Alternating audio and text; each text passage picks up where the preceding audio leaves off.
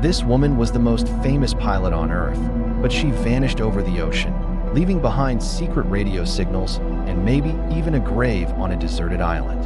Then, this guy jumped out of a plane with a bag full of cash and was never seen again. These are literally two of the craziest mysteries ever. They completely vanished, but the clues they left behind will blow your mind. Let's begin with the pioneering pilot UV. Probably heard of Amelia Earhart, but it's almost impossible to understand how much of a global phenomenon she was in her time. She wasn't just a pilot. She was a symbol, a megastar who shattered barriers in the sky.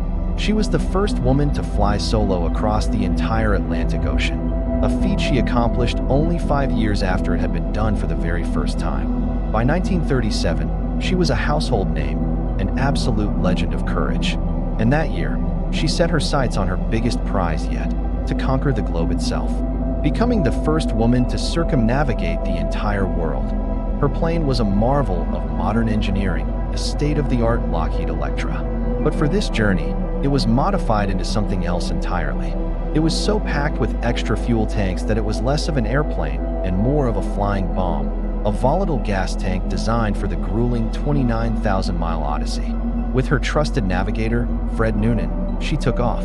For over a month, the world was captivated, watching as they conquered continent after continent, the Americas, Africa, India, Southeast Asia. By July 2nd, they had flown over 22,000 miles of treacherous terrain and open water.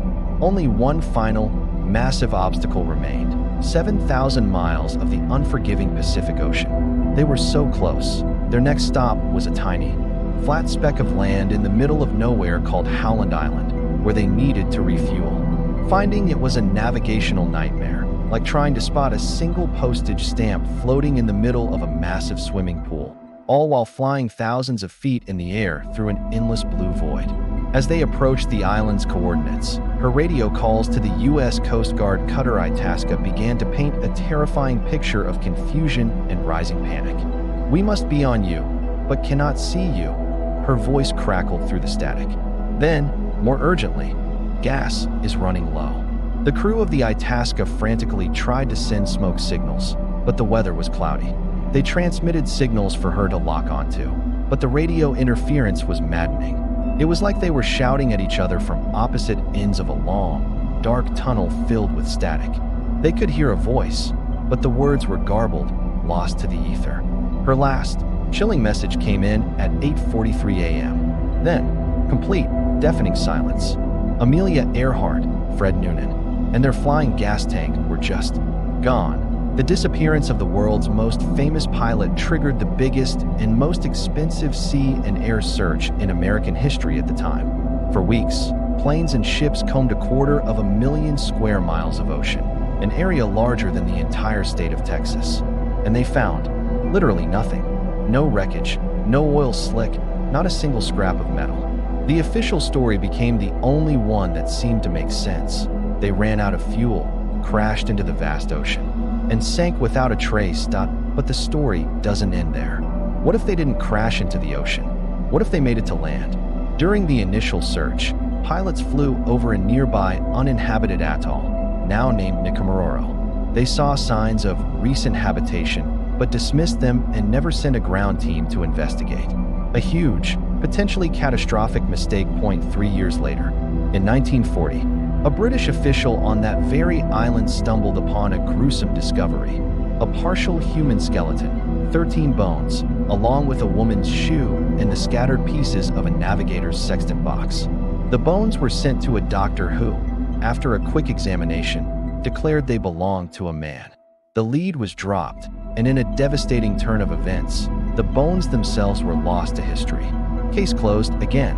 But get this, the doctor's original measurements survived. Decades later, in 2018, a team of forensic anthropologists used modern techniques to reanalyze those old numbers. Their conclusion was stunning. The bones were more similar to Amelia Earhart than to 99% of people in a massive reference sample. Think of it like a puzzle piece. It doesn't show you the final picture, but it fits the Amelia shape so specifically that it rules out almost every other puzzle it could belong to. This discovery painted a new, horrifying picture. Did Amelia Earhart die not in a sudden crash, but as a castaway, stranded on a deserted island? Over the years, expeditions to Nikomaroro by a group called Tyre have found even more tantalizing clues that point to a castaway camp. Pieces of a 1930s woman's compact, a broken jar of anti-freckle cream, a brand Earhart was known to use, and bits of aluminum that could match her aircraft. But there's a huge debate, and some researchers don't believe all the artifacts are actually from her plane. Keeping the theory shrouded in controversy, the search for concrete proof has been an absolute roller coaster of hope and heartbreak. In early 2024, a deep-sea exploration company named Deep Sea Vision released a sonar image that shocked the world. Taken from 16,000 feet deep near Howland Island, the blurry, yellow shape looked uncannily like her lost Lockheed Electra. Sonar is basically a way of seeing with sound, sending waves into the abyss and reading the echoes. For a moment, it seemed the mystery was solved. But in November 2024, after a multi-million-dollar expedition to go back and verify the find, they confirmed the crushing truth. It was just an unusual rock formation. And just when you think the trail has gone cold for good, IT heats up again. In September of 2025, President Trump ordered every single government record on the Amelia Earhart case to be declassified. The first batch of those top-secret files are expected to be released this very month and could blow the lid off this 88-year-old mystery. Was the official story true all along? Or did she die a lonely death as a castaway on a deserted island, waiting for a rescue that never, ever came? From a mystery in the deepest ocean, we go to one in the skies over the American wilderness. From a hero everyone knew, to a phantom no one did. A man who pulled off the perfect crime and just disappeared. The audacious thief the day before Thanksgiving, 1971. This totally normal-looking guy in a business suit bought a one-way plane ticket in Portland, Oregon with cash. He looked like he was in his 40s and gave his name as Dan Cooper. No one suspected a thing. On the plane, he ordered a drink, smoked a cigarette, and then passed a note to a flight attendant. She thought he was hitting on her, but he leaned in and whispered, "You better read it." The note said he had a bong. He opened his briefcase just enough for her to see wires and red sticks, and then gave his demands: $200,000 in cash and 4 parachutes, ready when they landed in Seattle. On the ground, everyone was panicking, but on the plane, Cooper was bizarrely calm. He was like an actor playing a part, as if he knew exactly how the show was supposed to end. When they landed, he traded all 36 passengers for the money and parachutes.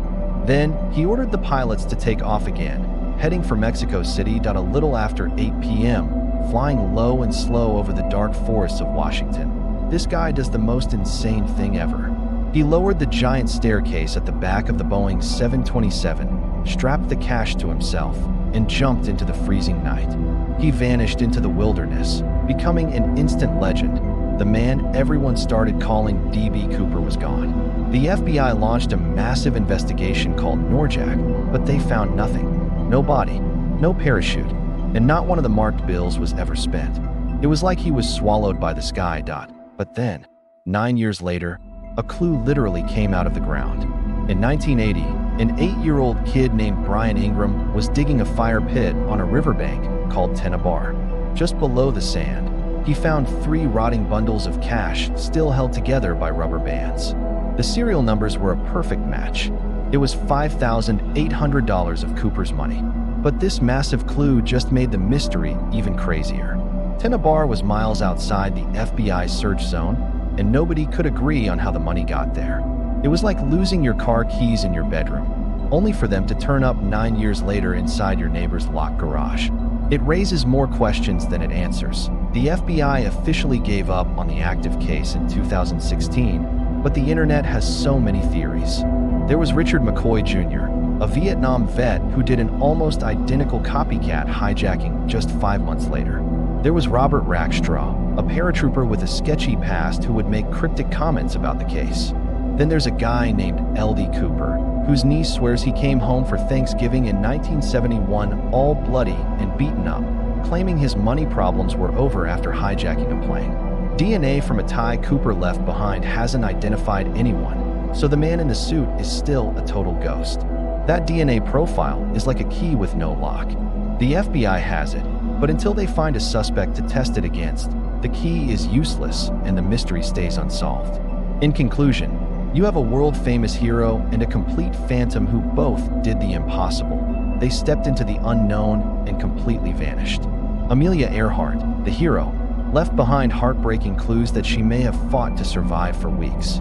D.B. Cooper, the anti-hero, left behind just enough of his stolen cash to become a legend. Both of these mysteries are defined by their insane clues, newly declassified government files and debunked sonar blips at the bottom of the ocean, and a few rotting bundles of cash dug up from a riverbank. These aren't just stories about people who disappeared. They're stories about people who left just enough behind to make sure we would never, ever stop looking. So, I have to ask you, which of these insane mysteries do you think will solve first? Will the brand new declassified files finally show us where Amelia's plane went down? Or will we finally get a name for the thief, D.B. Cooper? Let us know what you think in the comments below. We read every single one. And if you're as obsessed with the unsolved as we are, make sure you subscribe and smash that notification bell, because the search for answers is not over.